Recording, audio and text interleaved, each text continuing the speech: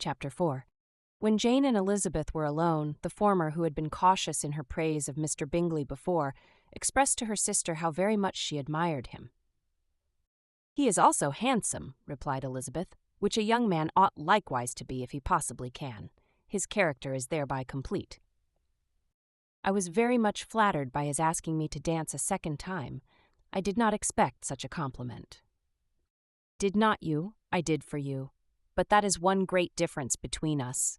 Compliments always take you by surprise, and me never. What could be more natural than his asking you again?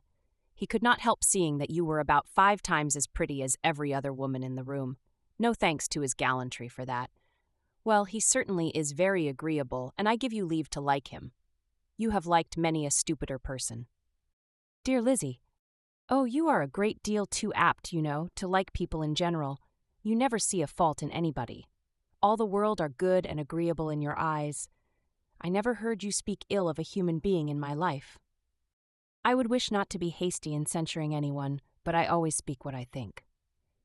"I know you do, and it is that which makes the wonder. With your good sense, to be so honestly blind to the follies and nonsense of others. Affectation of candor is common enough, one meets with it everywhere. But to be candid without ostentation or design, to take the good of everybody's character and make it still better, and say nothing of the bad, belongs to you alone. And so you like this man's sisters too, do you? Their manners are not equal to his." "Certainly not at first, but they are very pleasing women when you converse with them. Miss Bingley is to live with her brother and keep his house, and I am much mistaken if we shall not find a very charming neighbor in her." Elizabeth listened in silence, but was not convinced. Their behavior at the assembly had not been calculated to please in general, and with more quickness of observation and less pliancy of temper than her sister, and with a judgment, too, unassailed by any attention to herself, she was very little disposed to approve them. They were, in fact, very fine ladies, not deficient in good humor when they were pleased, nor in the power of being agreeable where they chose it, but proud and conceited. They were rather handsome, had been educated in one of the first private seminaries in town, had a fortune of £20,000, were in the habit of spending more than they ought, and of associating with people of rank, and were therefore, in every respect, entitled to think well of themselves and meanly of others. They were of a respectable family in the north of England, a circumstance more deeply impressed on their memories than that their brother's fortune and their own had been acquired by trade. Mr. Bingley inherited property to the amount of nearly £100,000 from his father, who had intended to purchase an estate, but did not live to do it. Mr. Bingley intended it likewise, and sometimes made choice of his county.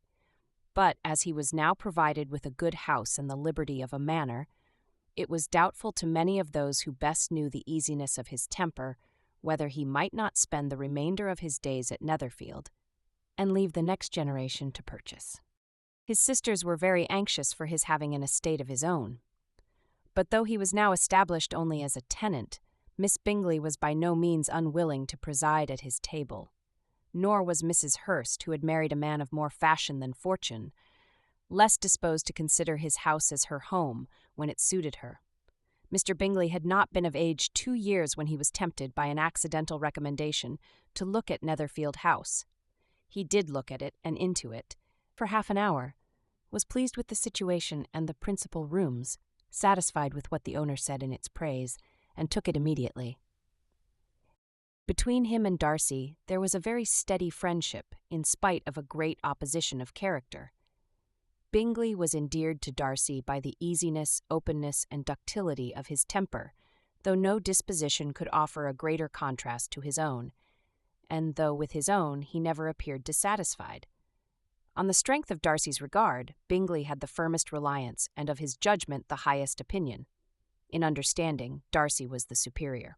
Bingley was by no means deficient, but Darcy was clever. He was at the same time haughty, reserved, and fastidious, and his manners, though well bred, were not inviting. In that respect his friend had greatly the advantage. Bingley was sure of being liked wherever he appeared. Darcy was continually giving offence. The manner in which they spoke of the Meryton assembly was sufficiently characteristic. Bingley had never met with pleasanter people or prettier girls in his life. Everybody had been most kind and attentive to him. There had been no formality, no stiffness. He had soon felt acquainted with all the room, and as to Miss Bennet, he could not conceive an angel more beautiful. Darcy, on the contrary, had seen a collection of people in whom there was little beauty and no fashion, for none of whom he had felt the smallest interest, and from none received either attention or pleasure. Miss Bennet he acknowledged to be pretty, but she smiled too much. Mrs. Hurst and her sister allowed it to be so, but still they admired her and liked her, and pronounced her to be a sweet girl, and one whom they should not object to know more of. Miss Bennet was therefore established as a sweet girl, and their brother felt authorized by such commendation to think of her as he chose.